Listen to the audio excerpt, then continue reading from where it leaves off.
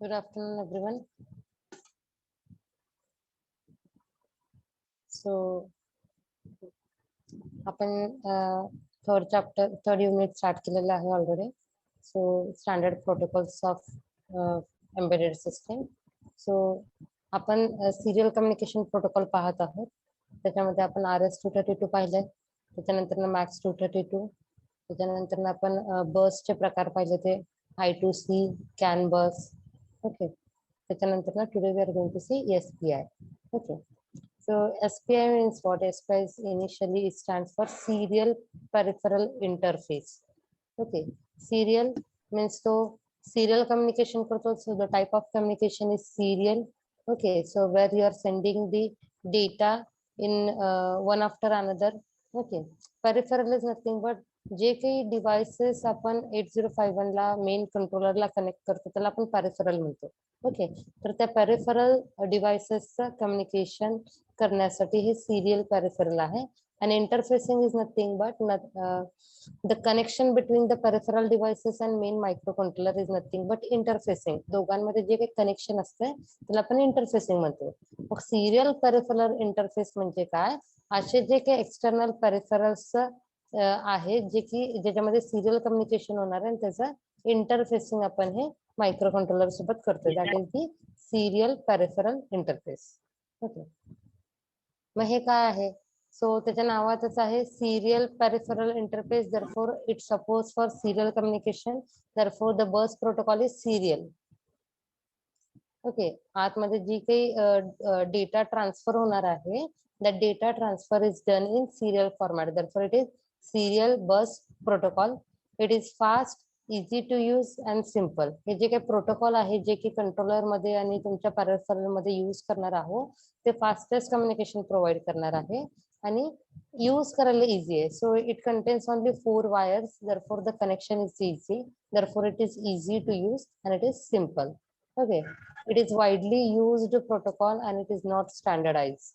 Okay, standardization नाहीये आणि तो मोस्ट वाईडली यूज होतो. इथं आपण बघू शकतो दिस इज द इंटिग्रेटेड कंट्रोलर आणि या कंट्रोलरला आपण काय कनेक्ट केलेलं आहे की एलसीडी कनेक्ट केलेला आहे. So LCD is the peripheral. Okay, आणि ह्याचं आपण डायरेक्टली आपण काय करतोय तर थ्रू एसपीआय आपण ते मायक्रो कंट्रोलरला कनेक्ट करतो. आणि इथं आपण बघू शकतो इथं 4च वायर यूज झालेले आहेत. ओके, सो डेटा सेंड करण्यासाठी, डेटा रिसिव्ह करण्यासाठी आणि त्याच्यामध्ये सिंक्रोनायझेशन करण्यासाठी इट रिक्वायर्स ओनली 4 wires.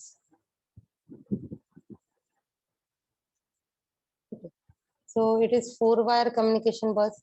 ही जी काही एसपीआय आहे ही 4 wire बस आहे आणि कशासाठी यूज होते तर शॉर्ट डिस्टन्स कम्युनिकेशन साठी यूज होते. Okay, so where it supports multiple single master and multiple slaves. Okay, single master म्हणजे काय?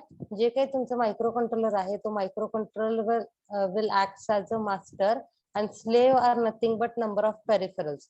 तुम्ही किती एका मायक्रो कंट्रोलरला किती पेरिफेरल कनेक्ट करताय. ओके, ते जेवढे नंबर ऑफ पेरिफेरल्स असणार आहेत that peripherals are nothing but slave आणि असे एक पेक्षा अनेक स्लेव्ह तुम्ही इथं एसपीआय च्या फॉर्मॅट मध्ये कनेक्ट करू शकता. ओके, आणि synchronisation. So synchronisation is achieved through clock. Okay, serial communication आहे. सो सिरियल कम्युनिकेशन मध्ये again it contains 2 types, synchronous communication आणि असिंक्रोनस कम्युनिकेशन. सिंक्रोनस कम्युनिकेशन मध्ये आपण दोन्ही ट्रान्समीटर आणि रिसिव्हर मध्ये काय करतो आपण तर क्लॉक पल्स प्रोव्हाइड करतो, सिंक्रोनायझेशन करतो by giving the clock pulses. whereas asynchronous मध्ये आपण क्लॉक पल्स प्रोव्हाइड करत नाही. बट असिंक्रोनस मध्ये आपण काय करतो रिसिव्हरला समजण्यासाठी आपण स्टार्ट बिट्स स्टॉप बिट्स आपण देतो. Okay, so here this SPI is synchronous bus. Therefore, for that synchronous communication, we are applying clock pulses. Therefore, we are calling it as a communication is clocked communication.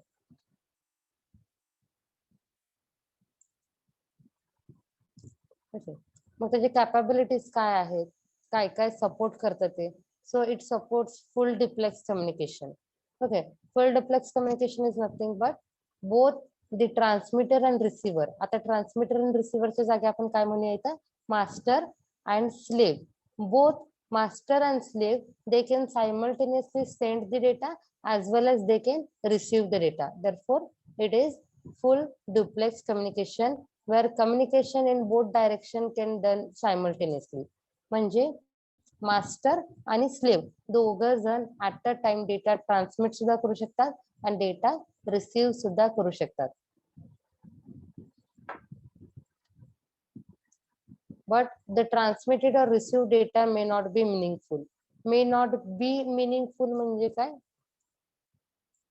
तर त्याच्यामध्ये errors occur होऊ शकतात. Okay, so simultaneously तुम्ही data transmit पण करताय आणि receive पण करताय. अशा वेळेला तुमचं जे काही रिसीव्ह झालेला डेटा आहे, सो तो डेटा, त्या डेटामध्ये errors may get introduce. Therefore it is known as data may not be meaningful. Okay, it supports high speed communication, that is MBPS मध्ये तुमचा डेटा ट्रान्समिट होतो आणि 0 to 50 मेगाहर्ट्ज पर्यंत क्लॉक स्पीड तो काय करतो, that may be achieve.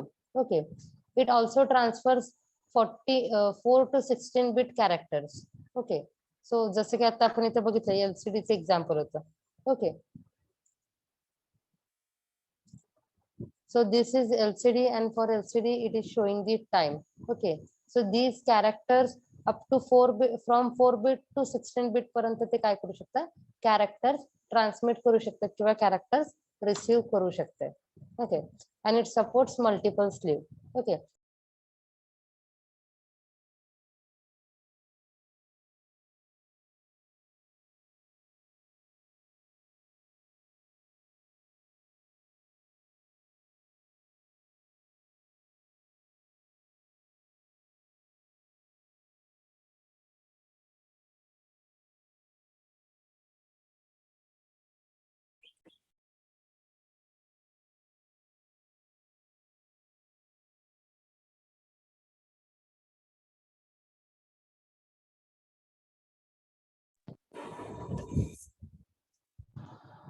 okay, back to lecture. Am I audible? आवाज येतो? Yes, ma'am.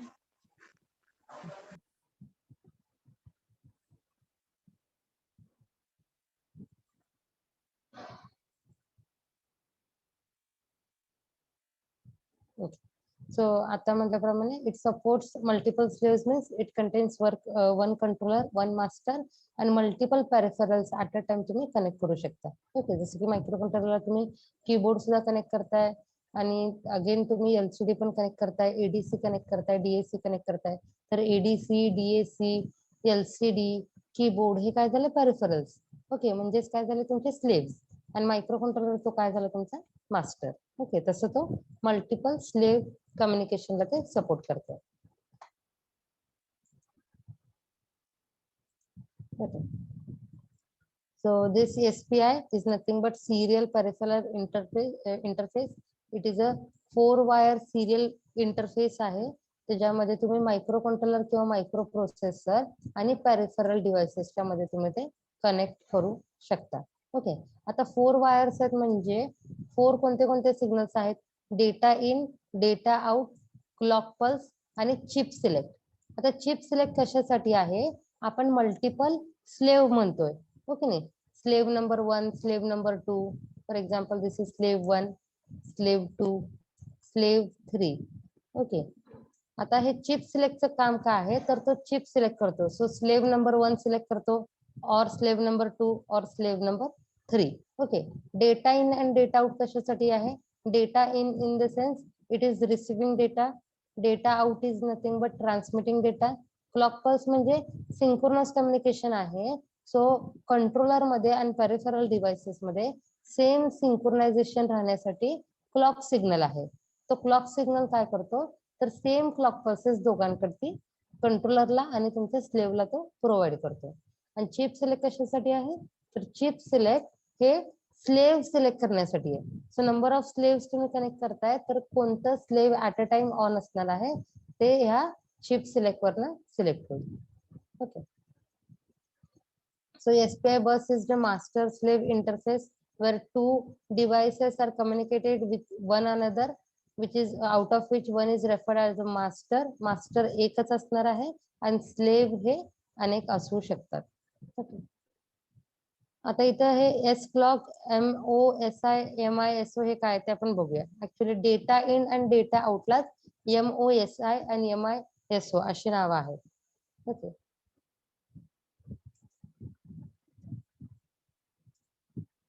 ओके. इथे या एक्झाम्पल मध्ये आपण बघू शकता, इथं एक मल्टीमीडिया कार्ड आहे आणि मग मायक्रो कंट्रोलरला ते कनेक्ट केलेलं आहे.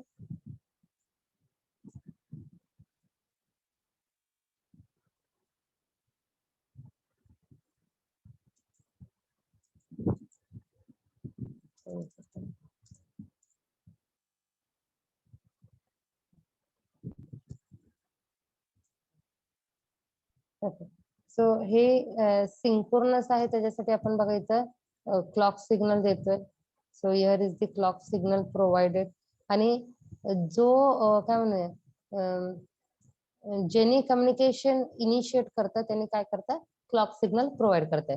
If micro controller is initiating the communication, at that time micro controller काय करतो, क्लॉक पल्स सेंड करतो. जर पेरिफेरल डिव्हाइसेसला जर कम्युनिकेट करायचं असेल मायक्रो कंट्रोलरला, तर पेरिफेरल डिव्हाइस काय करते, क्लॉक सिग्नल इनिशिएट करते. Okay. So here data is shifted in or out at a time of blocks of bits and transmit data from master device or from master device to slave with short distance. Okay. इथं फुल duplex communication आहे, जिथे तुम्ही simultaneously data receive करू शकता. Okay. आता इथं बघू शकतो डेटा इन म्हणजे काय. सो या MMC कार्डला जेव्हा डेटा रिसीव्ह होत असतो, at that time we are calling it as a data in. आणि जर मायक्रो कंट्रोलरला जर डेटा पाठवायचा असेल तर तो काय झाला, डेटा आउट. ओके. आणि ते चिप सिलेक्ट. आता इथे एकच MMMC कार्ड दाखवलेला आहे, दॅट इज मल्टीमीडिया कार्ड दाखवलेला आहे. तर एकच स्लेव्ह आहे, तर तो स्लेव्ह सिलेक्ट होईल. जर 2 पेक्षा जास्त स्लेव्ह केले असतील तर तिथे चिप सिलेक्ट सिग्नल वरती डिपेंड आहे की ऍट अ टाइम कोणतं स्लेव्ह सिलेक्ट होणार आहे. Okay. Now here micro controller has initiated the communication, therefore तुमच्या क्लॉकचा पल्स त्या बाजूला आहे. आणि mostly master will initiate the clock pulse, कारण की इथं एकच मास्टर आहे आणि स्लेव्ह अनेक आहे, त्यामुळे मास्टरच काय करणार आहे, मास्टरच तुम्हाला क्लॉक पल्स प्रोव्हाइड करणार आहे. जिथे मल्टिपल मास्टर्स असतात तिथं काय होतं, आयदर कम्युनिकेशन वाईज तुमचं क्लॉक पल्स इनिशिएट होतात. पण इथं एकच मास्टर असल्यामुळं तुमचं नेहमी क्लॉक पल्स कोण कंट्रोल इनिशिएट करणार आहे, तर microcontroller will initiate the clock pulse. So clock पल्सचा ॲरो नेहमी तुमच्या मास्टर कडनं स्लेव्ह कडे असणार आहे. ओके. आता जे मगाशी म्हटलं तर डेटा इन आणि डेटा आउट, त्याची काय नावं आहेत ऍक्च्युली. जर मास्टर जर कम्युनिकेट करत असेल, म्हणजे मायक्रो कंट्रोलर डेटा पाठवत असेल स्लेव्हला, तर त्याला नाव आहे मास्टर आउट स्लेव्ह इन. म्हणजे मास्टर कडनं डेटा आउट होतंय आणि स्लेव्ह कडे डेटा इन होते, त्यामुळे त्याचं नाव आहे master out slave in, which is also known as MOSI. Okay. and if slave is sending data and master is receiving, at that time it is called as master in slave out. Okay. म्हणजे data in आणि data out हे जे काय आता आपण म्हणत होतो, त्याला अजून दुसऱ्या भाषेत काय म्हणता येतं, तर जेव्हा मायक्रो कंट्रोलर डेटा पाठवत असतो, म्हणजे डेटा आउट करत असतो, at that time it is called as master out slave in, कारण की मास्टर डेटा पाठवत असतो आणि स्लेव्ह डेटा रिसीव्ह करत असतो, त्यामुळे त्याला म्हटलं जातं master out slave in, which is also known as MOSI. Okay. आणि if slave wants to send data, कारण की हे बाय डायरेक्शनल कम्युनिकेशन आहे, at a time full duplex communication आहे, ऍट अ टाइम तुम्ही डेटा ट्रान्समिट करू शकता आणि रिसिव्ह पण करू शकता. त्यामुळे जेव्हा स्लेव्हला डेटा पाठवायचा असतो तेव्हा microcontroller will receive data. Therefore at that time it is called as master in slave out, which is also known as MISO, master in slave out. Okay. हे तुम्हाला MCQ ला सुद्धा विचारलं जाऊ शकतं, what is MOSI, what is MISO. Okay.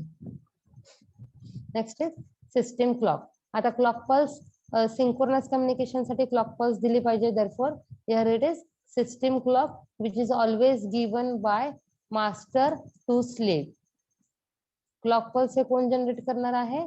So मायक्रो कंट्रोलरच clock pulse generate करणार आहे, because it is single master. Therefore master will generate the clock pulse. Okay. त्यामुळे इथं बघू शकता तुम्ही क्लॉक पल्सचा एरो जे आहे ते स्लेव्ह कडे आहे. नेक्स्ट इज स्लेव्ह सिलेक्ट और चिप सिलेक्ट. ओके. जर if there are more than one slave connected to single microcontroller, at that time we are using this chip select signal, or it is also called as slave select signal. Okay. So slave कोणतं slave select करायचं ते सुद्धा तुमच्या micro controller कडनं तुमच्या स्लेव्हला जाणार आहे. आता इथं एकच स्लेव्ह दाखवलं त्यामुळे इथं एकच एरो असणार आहे. If there R multiple slave, for example slave number 2, at that time this pin will be connected here like this.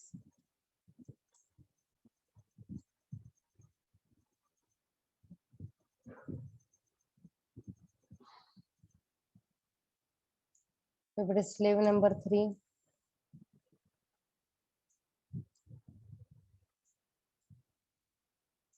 then again this slave pin will be connected to that slave.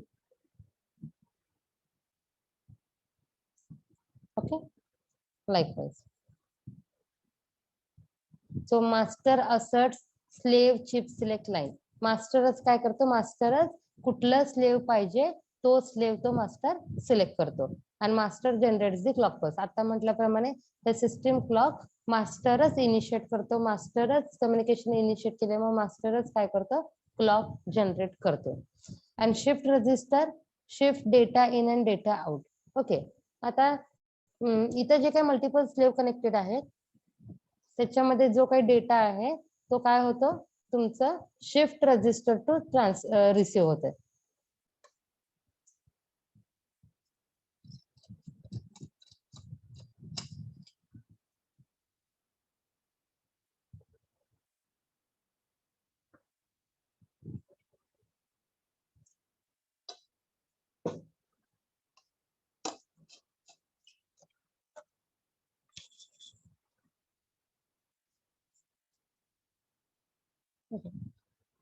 Now SPI signal functions. जे काय आता आपण 4 wires बघितले ते signals कुठून कुठे transmit होतात. So MOSI कशासाठी स्टँड होते? M for master, O for out, S for slave, I for in. So master out slave in म्हणजे काय? तर मास्टर कडनं डेटा तुमच्या स्लेव्ह कडे जातो. Therefore carries data out of master to slave, म्हणजे मास्टर कडून तो कुणाला? टू स्लेव्ह, स्लेव्ह कडे तो डेटा ट्रान्समिट होतो. त्यामुळे MOSI चा एरो बघा कुठं आहे? The arrow is pointing to slave, म्हणजे मास्टर कडनं डेटा आलाय आणि स्लेव्हला तो रिसिव्ह झालाय. Next MISO, so master in slave out, so carries the data from master from slave to master, म्हणजे स्लेव्ह कडून कुणाला जाते? तर मास्टर कडे तो एरो जाते. त्यामुळे स्लेव्ह कडून एरो ते कुणाला आलं? मास्टरला आलं. Therefore it is known as master in slave out. Okay. आणि नेक्स्ट आहे SS और CS. SS म्हणजे स्लेव्ह सिलेक्ट और CS म्हणजे चिप सिलेक्ट. आता हे सुद्धा कोण करणार आहे? तुमचं मास्टरच स्लेव्हला सिलेक्ट करणार आहे, मास्टरच चिप सिलेक्ट करणार आहे. Therefore it is a unique line to select each slave chip. Okay. त्यामुळे ती सुद्धा त्या सुद्धा सिग्नलचं फंक्शन कसं असणार आहे? From master to slave. Therefore the arrow is pointing to the slave. And last is SS clock. SS clock का हे काय आहे? सिस्टीम क्लॉक आहे ते कोण जनरेट करणार आहे, तुमचं मास्टर जनरेट करणार आहे, का तर मास्टर आणि स्लेव्ह मध्ये सिंक्रोनायझेशन होण्यासाठी. therefore again the arrow is pointing to the slave ना. आता मग अशी म्हटल्याप्रमाणे it uses shift register. So shift registers, so you have already studied in DT. Okay, shift register काय करतात तर 1 बिट ते डेटा काय करतात, शिफ्ट करतात. therefore here SPI uses shift register model. म्हणजे इकडचं लास्ट बिट जेव्हा आपण शिफ्ट करतो तर तो म्हणजे जेव्हा आपण स्लेव्ह कडनं आपण मास्टरला डेटा पाठवतो तेव्हा त्याचं लास्ट बिट हे इथं फर्स्ट बिट म्हणून जाणार. ओके, आणि जेव्हा मास्टर स्लेव्हला कम्युनिकेट करणार आहे तेव्हा मास्टरचा 7th बिट इकडं त्याचं फर्स्ट बिट म्हणून 0th बिट म्हणून रिसिव्ह होणार आहे. ओके, स्लेव्ह कडनं पण त्याचं लास्ट बिट मास्टरचं 0th बिट म्हणून रिसिव्ह होणार आहे. मास्टर मध्ये पण मास्टरचं लास्ट बिट स्लेव्हला 0th म्हणून रिसिव्ह होणार आहे. म्हणजे इथं शिफ्ट रजिस्टर सारखं वर्क कॅरीड होतं. म्हणजे one after another bit transmit होतात.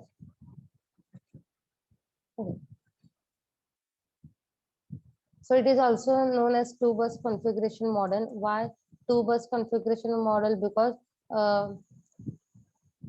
Because one line is used for chip select and one line is for clock pulse. And बाकी data in and data out pins तर हे प्रत्येक ठिकाणी slave आणि masterला connected असणार आहे. ओके, तर इथं बघू शकतो चिप सिलेक्ट 1 ला ही एक लाईन आहे, चिप सिलेक्ट 2 ला ही एक सेपरेट लाईन आहे, चिप सिलेक्ट 3 ला ही सेपरेट लाईन आहे. ओके, म्हणजे मगा दाखवल्यासारखं कनेक्शन होत नाही. सो हे जे दाखवलंय ते असं कनेक्शन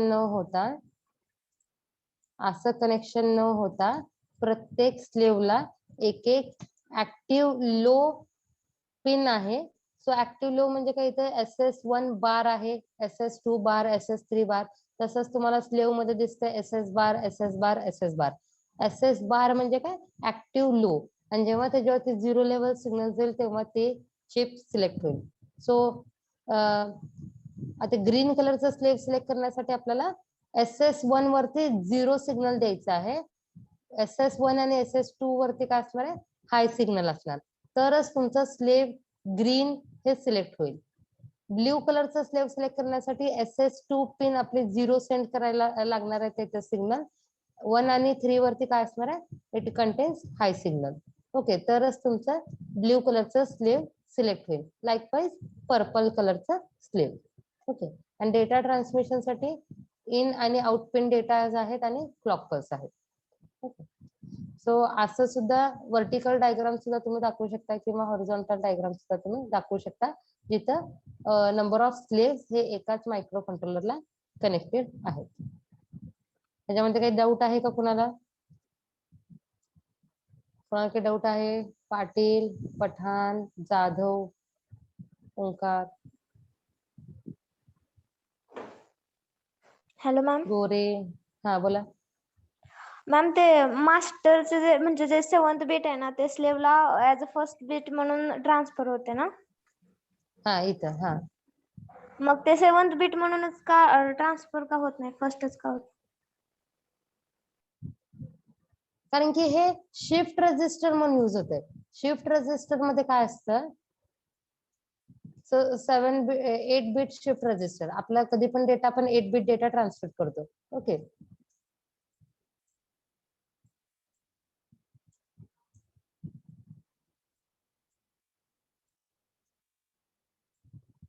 सो 0th बिट, आता थांबा इथं असं ड्रॉ केलं त्यामुळे मी असं ड्रॉ करते. 0th bit, first, second, third, fourth, ते serial in and serial out असतात. म्हणजे जसे इन होतात तसेच आउट होतात. आपल्याला तिथं काय म्हणूया. ओके, आता इथे बघा 0 1 2 3 4 5 6 7. आता हे काय सिंक्रोनस कम्युनिकेशन आहे. सिंक्रोनस कम्युनिकेशन म्हणजे काय, प्रत्येक क्लॉक पल्स वरती एक 1 बिट डेटा ट्रान्समिट होतो. मग आता एक क्लॉक पल्स आली तर त्याचा लास्ट डेटा पुढे ट्रान्समिट होतो. ओके, हे ट्रान्समिट केल्यामुळं 0th बिट डेटा, आता 7th बिट डेटा आउट झाला. ओके, सिरियल शिफ्ट झाला. मग 6th बिट कुठे येणार आहे, 7च्या पोझिशनवर. फिफ्थ बीट कुठे येणार आहे 6च्या पोझिशनवर, फोर्थ बीट कुठे येणार आहे 5th पोझिशनवर, अगेन थर्ड बीट कुठे येणार आहे 4thच्या पोझिशनवर, सेकंड बीट हे कुठे येणार आहे 3rdच्या पोझिशनवर, फर्स्ट बीट 0th सेकंडच्या ह्याच्यावर आणि 0th बीट फर्स्ट वरती येणार. आणि इथं कुठलं बीट येणार तर जे काही 7th बीट तुमच्या स्लेव्ह कडनं असणार आहे ते बीट इथं तुमच्या 0th बीट मध्ये येणार आहे. तुमचं डाऊट क्लिअर झालं का? हो. शिफ्ट रजिस्टर आपण यूज करतोय, त्याच्यामध्ये SPI चे जे काही इंटरफेसिंग आहे त्याच्या आतमध्ये आपण शिफ्ट रजिस्टर वापरतोय. आणि शिफ्ट रजिस्टर वापरल्यामुळं एका क्लॉक पल्स वरती एकच बीट ट्रान्समिट होणार. ओके, सो इथं काय होतं, लास्ट बीट पुढे ट्रान्समिट झाला की पुढचे मागचे सगळे बीट्स पुढे ट्रान्समिट होतात आणि जे काही 0th प्लेस आहे त्याच्यावरती जे काही स्लेव्ह कडनं येणारा डिव्हाइस डेटा आहे तो 0th प्लेस वरती प्लेस होणार.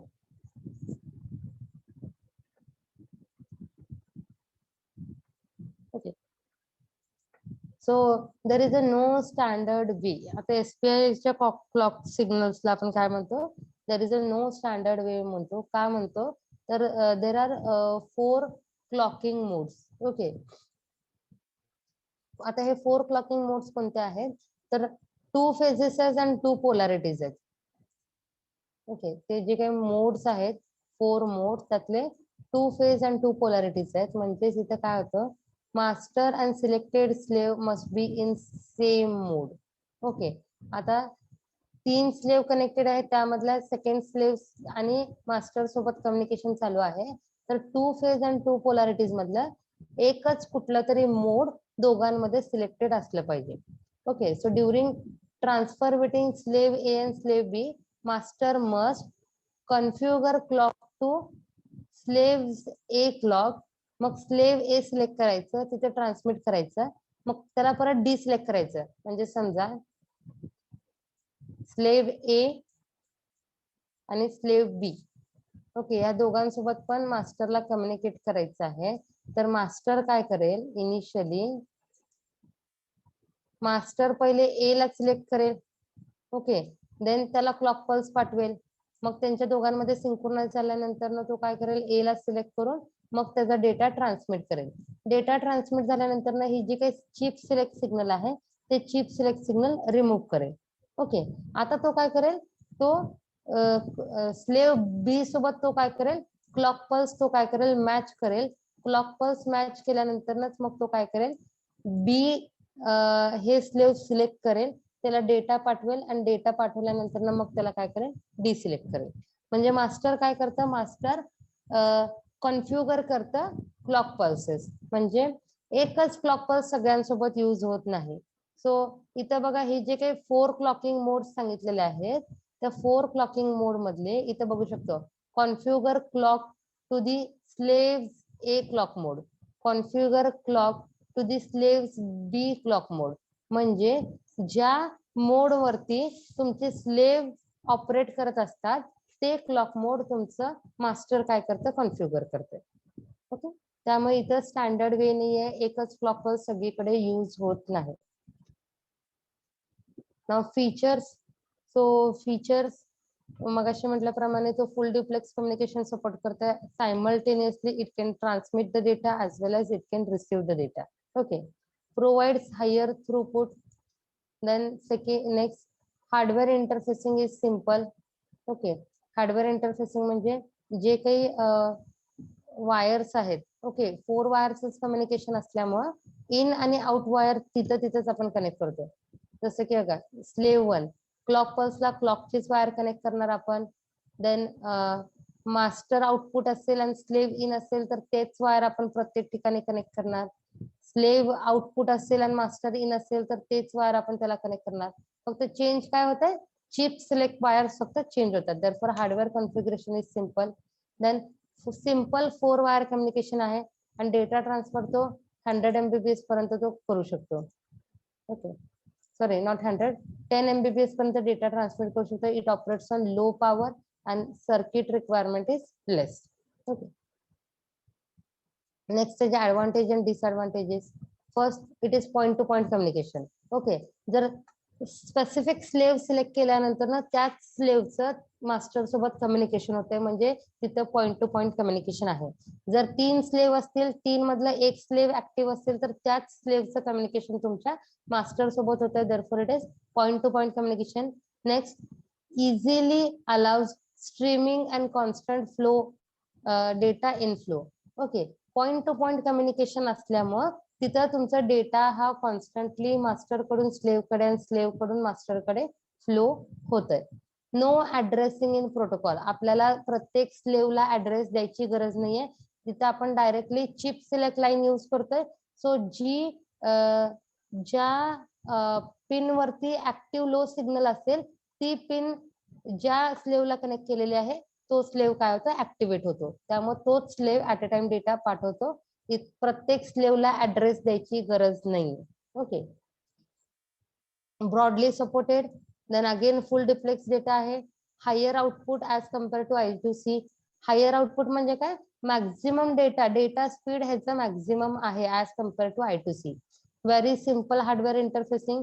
Slave don't need unique address, जसे की इथे आपण ऍड्रेसच वापरत नाही, त्यामुळे प्रत्येक स्लेव्हला युनिक ऍड्रेसची गरज नाहीये, जसे की आपण I2C मध्ये वापरतो. Okay, no transceivers are needed. Okay, transceivers म्हणजे काय, एकामध्येच ट्रान्समीटर आणि रिसिव्हर आहे.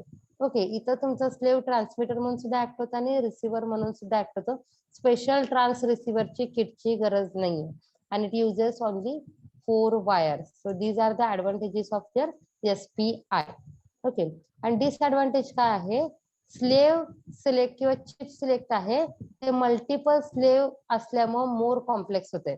ओके, इथं आपण बघू शकतो 3 स्लेव्ह जर कनेक्ट केले आहेत तर इथं 3 लाईन्स आपण यूज केलेल्या आहेत. जर इथं 10 स्लेव्ह असले असते तर इथे तुम्हाला 10 लाईन्स मास्टर कडनं इनिशिएट करावे लागले असतील. त्यामुळे जसं जसं नंबर ऑफ स्लेव्ह इन्क्रीज होतात तसं तसं तुमचं सर्किट काय होतं, कॉम्प्लेक्स होत राहतंय.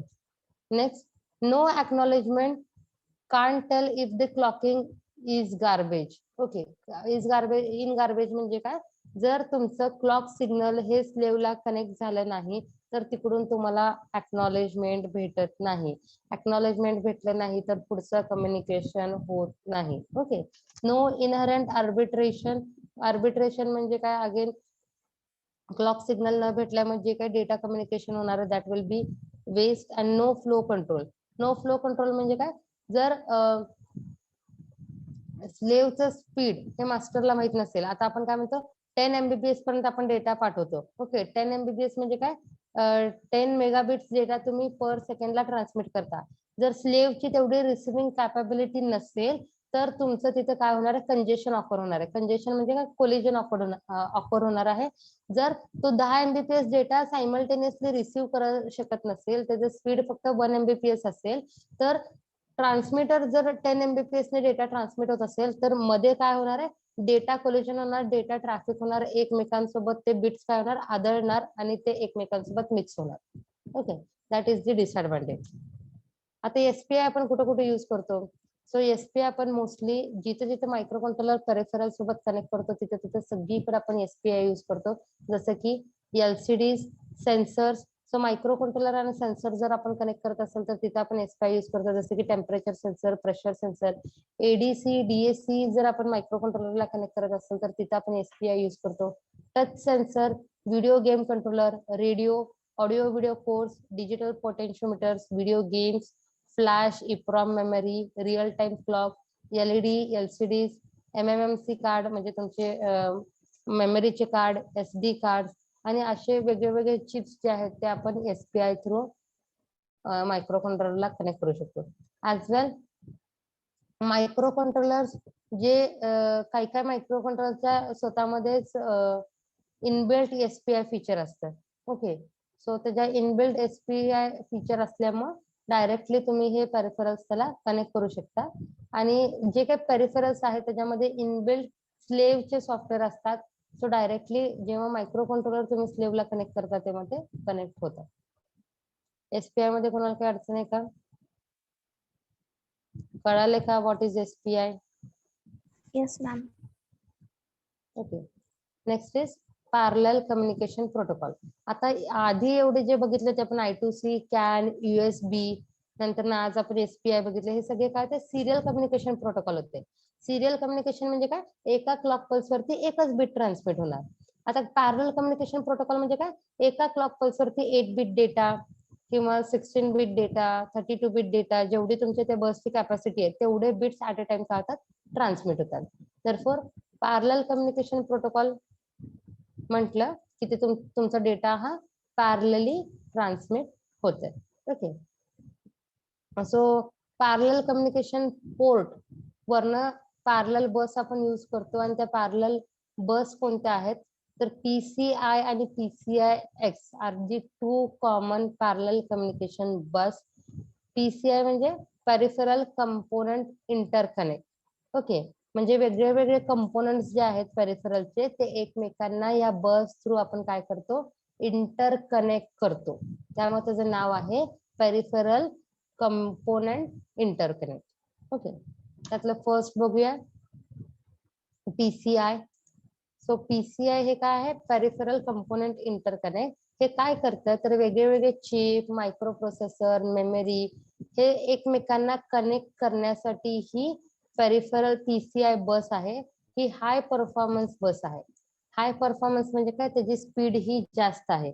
Okay, so initially it was design by Intel in 1992, आणि इनिशियली ती 32 बिट्स ट्रान्समिट करण्यासाठी यूज केली होती, but nowadays it also support 64 bit. Okay, so इथं आपण बघू शकता. So this is the PCI bus. So it is used to connect the graphics card. Okay, video game जेव्हा तुम्ही खेळता तर हाय ग्राफिक्स असतात त्याच्यामध्ये, ते हाय ग्राफिक्स साठी आपण ग्राफिक्स कार्ड कनेक्ट करतो. सो मोशन व्हिडिओचं सेपरेट कार्ड असतं. अगेन मेमरीचं कार्ड असतं. So memory is again connected to processor, cache memory आणि योर अगेन स्टॅटिक मेमरी किंवा डायनामिक मेमरी. सो DRAM म्हणजे डायनामिक मेमरी. ओके, परत एक्सपान्शन बस असतात, म्हणजे परत एक छोटे छोटे डिव्हाइसेस कनेक्ट करण्यासाठी तुमची बस इंटरफेस असते. ओके, अगेन ऑडिओसाठी वेगळं कार्ड. सो परत तुमच्या लॅन कनेक्शन साठी, SCSI साठी सेपरेट कनेक्शन्स असतात. ओके, सो ही जी काही मेन बस आहे, so main bus is our PCI bus. Okay, आणि ही बस कोणी डेव्हलप केली, तर इंटेलने डेव्हलप केली 1992 मध्ये, आणि इनिशियली ती फक्त 32 बिट सपोर्ट करत होते. Okay, 32 bits at a time transmit करत होते, but nowadays it transmit 64 bits. Okay, 64 bits transmission ते करते. So at 1 clock pulse it can transmit 64 bits. एका क्लॉक पल्स वरती, एका क्लॉक सायकल वरती ते किती बिट्स ट्रान्समिट करतात, तर 64 बिट्स ट्रान्समिट करतात, which is useful in Pentium processor. Okay, so जे काही CPU तुम्ही बघताय, ही PCI बस ऍक्च्युली CPU मध्ये तुम्हाला बघायला भेटते. सो CPU च्या आतमध्ये processor, memories, okay, again another devices हे एकमेकांना कनेक्टेड केलेले असतात. तर जिथं पेंटियम प्रोसेसर्स आहेत तिथं आपण हे PCI बस हे मॅक्झिमम एका क्लॉक पल्स मध्ये 64 बिट्स ट्रान्समिट करते. Okay, so it also provides bus architecture where it connects hard disk and network cards and many other devices. मग तो ती जी काही बस आहे, it acts as a bridge. Bridge म्हणजे काय, दोन सेपरेट पॉइंट्सला आपण काय करतो, कनेक्ट करतो, ब्रिज प्रोव्हाइड करतो. Okay, from one point two another point आपल्याला जेव्हा जायचं असतं तिथे काय असतं, ब्रिज असतं, and that bridge is nothing but this bus acts as a bridge. Therefore this PCI is nothing but PCI bridge. It is used to connect CPU, cache memory and system bus with your PCI bus. Okay, त्या बस सोबत connect करायला ते use होतात. It also provides low latency part for CPU to access any PCI device map into input output और memory space. म्हणजे CPU ला जेव्हा input output devices सोबत कम्युनिकेट करायचे असतात किंवा मेमरी सोबत कनेक्ट करायचे असतात, तर अगदी लो लॅटन्सी पार्ट म्हणजे कमी पाथ, ओके, कमी डिस्टन्स मध्ये ते काय करतात, ट्रॅव्हल करतात. So speed, so features of PCI bus. So it per second the speed is 132 megabytes per second. Okay, synchronous bus architecture आहे. ओके, सिंक्रोनस म्हणजे काय, क्लॉक पल्स वरती होतं पर सेकंड. एका क्लॉक पल्स मध्ये तो 64 बिट्स पाठवतो, तर पर सेकंड मध्ये तो 132 बाइट्स ट्रान्समिट करतो. ओके, कॉन्फिगरेबिलिटी म्हणजे काय, ability to configure a system automatically, म्हणजे तो ऑटोमॅटिकली इंटरफेसिंग डिव्हाइसेस कनेक्ट करतो, डिटेक्ट करतो, कॉन्फिगर करतो आणि त्याला एक ऍड्रेस देतो. therefore it detects the interfacing system and assigns new address. Okay, multiple master. Okay, आता इथे आपण जसं बघू शकतो की बस सगळ्यांमध्ये कनेक्टेड आहेत. ओके, त्यामुळे बरेच मास्टर्स होतील, बरेच स्लेव्ह होतील. जेव्हा प्रोसेसरला डेटा हा ग्राफिक्सला पाठवायचा तेव्हा प्रोसेसर मास्टर होईल, ग्राफिक्स स्लेव्ह होईल. जेव्हा ग्राफिक्सला डेटा हा प्रोसेसरला पाठवायचा आहे तेव्हा ग्राफिक्स मास्टर होईल, प्रोसेसर स्लेव्ह होईल. therefore it supports multiple master. Any device has ability to take control of the bus and initiate data communication. ज्याला डेटा पाठवायचा त्यांनी ते बसचं चार्ज घेते आणि डेटा ट्रान्समिट करायला स्टार्ट होते, तर तो मास्टर होतो. आणि ज्याला जो डेटा रिसीव्ह होतो तो काय होतो, स्लेव्ह होतो. Okay, next, reliability offers the ability to replace models without disturbing the system's operations, such as called as hot plug and hot swap. म्हणजे आदर समजा आता यातलं तुम्हाला मेमरी डिव्हाइस चेंज करायचं असेल तर हे मेमरी डिव्हाइस तुम्ही आदर कुठलेच पॅरामीटर चेंज न करता हे मेमरी तुम्ही रिमूव्ह करून तुम्ही एक्स्ट्रा मेमरीचा ऍड करू शकता. ओके, लॅन कनेक्शन तुम्ही ग्राफिक्स कार्ड प्रोसेसरला न हलवता लॅन कनेक्शन तुम्ही डिस्कनेक्ट करू शकता आणि परत कनेक्ट करू शकता. therefore it provides reliability such as hot plug and hot swap. Okay, signaling environment, it supports 3.3 and 5 volt signaling. Okay, so त्या बसची कॅपेबिलिटी काय आहे तर 3.3 वोल्ट आणि 5 वोल्ट वरती ते सिग्नलिंग सपोर्ट करतात. Next, 32 and 64 bits addressing. म्हणजे जर कनेक्टर हे जे काही पीसीआय बस कनेक्टर आहे, ऍक्च्युली हे बस आहे म्हणजे काय, ती एक कनेक्टर आहे जे की तिथे कनेक्ट होते. तर तो 32 बिट सुद्धा सपोर्ट करतो आणि 62 बिट्सच्या जे काही कनेक्टर आहेत त्याला हे पीसीआय बस सपोर्ट करते. Okay, and large battery, so 32 bits data transmit करतात ऍज वेल एज 64 बिट ट्रान्समिट करतो. सो 32 बिट डेटा यूज केला तर 132 मेगाबिट्स पर सेकंड तुम्ही यूज करता, आणि जर 64 बिट डेटा तुम्ही ट्रान्समिट केला तर 364 MBPS तुम्ही डेटा ऍट अ टाइम तुम्ही ट्रान्समिट किंवा डेटा स्पीड तुम्ही घेऊ शकता. तेवढी डेटा स्पीड घेता म्हणजे तेवढी लार्ज बँडविड्थ तुम्ही यूज करता. Okay, therefore it supports large bandwidth. So advantage, backward compatible. Backward compatible म्हणजे काय, जे काही तुमचे डिव्हाइसेस त्या कनेक्टेड आहेत ऑलरेडी तिथं फक्त बस कनेक्ट करून तुम्ही ते सगळे डिव्हाइसेस एकमेकांना कनेक्ट करू शकता. सो बॅकवर्ड जे काही कंपोनेंट्स आहेत ते सगळे तुम्ही एकमेकांना कनेक्ट करू शकता. External devices connected through USB. Okay, USB through जरी तुम्ही एखादा डिव्हाइस कनेक्ट केला तरी त्याचा डेटा पीसीआय बस थ्रू तुमच्या प्रोसेसर पर्यंत सेंड केला जातो. Scalable performance, advanced feature including iOS, that is QoS, that is quality of service, power management and data integrity. So PCI bus through तुमचं data assurance आहे की तुमचं data व्यवस्थित transmit होतं. पॉवर मॅनेजमेंट सुद्धा तुमचं डेटा जे काही ट्रान्समिट होणार आहे तो ट्रान्समिट होतो. आणि डेटा इंटिग्रिटी म्हणजे काय, डेटा तुमचा बंच मध्ये एका ठिकाणी ट्रान्समिट होऊन सेव्ह होतो. Okay, next is PCI X bus. Okay, so पीसीआयचं नेक्स्ट व्हर्जन आहे एक्स बस. हे अजून हायेस्ट स्पीड देण्यासाठी हे नेक्स्ट व्हर्जन डेव्हलप झालंय. So it is use to increase the maximum transfer with running up at 4 times. म्हणजे 4 times तुमचं data increase होतंय. तिथं आपण बघितलं 132 मेगाबिट्स किंवा 364 megabits.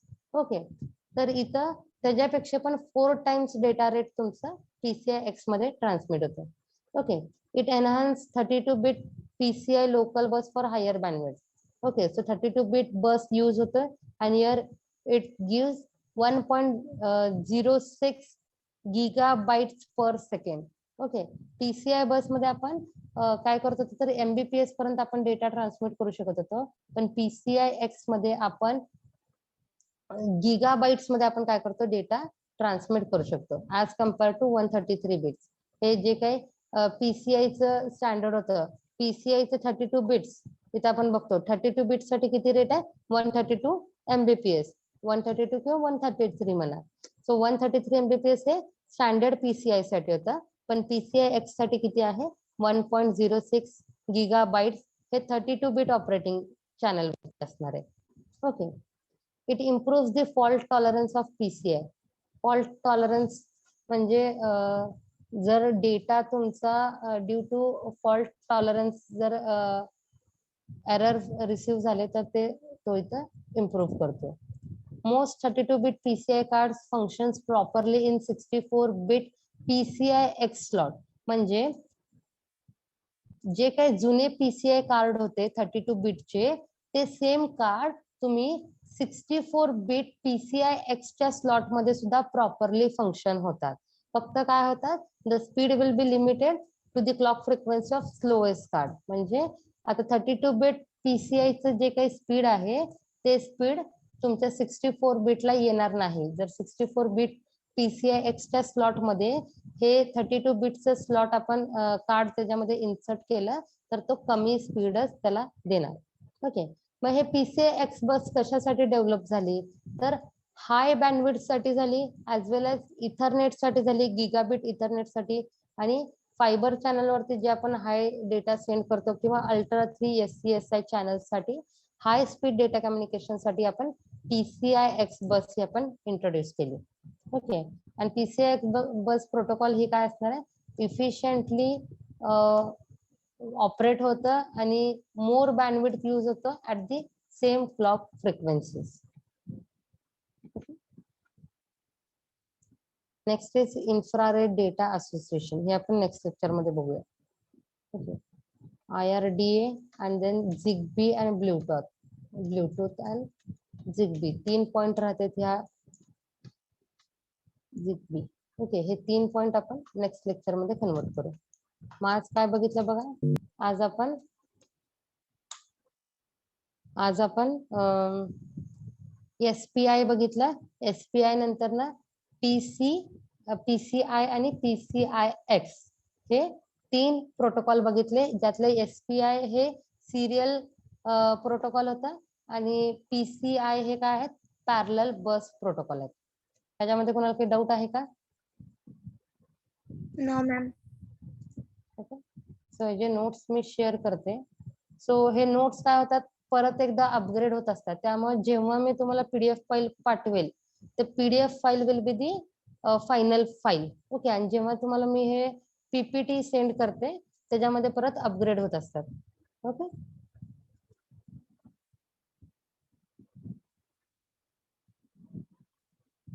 so we will stop here today.